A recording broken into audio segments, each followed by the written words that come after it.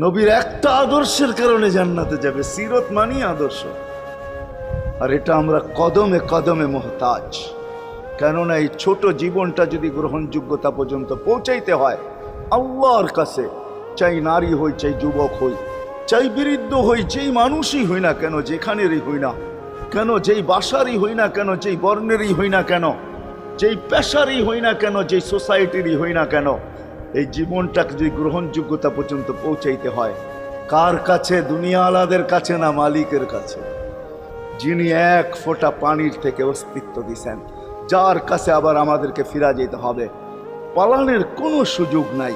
এই জন্যই কোরআন আমাদেরকে বোঝায় আইনাল মাফার। আল্লাহ বলতেছে কোথায় ভাগবে তুমি, বলো কোথায় ভাগবে?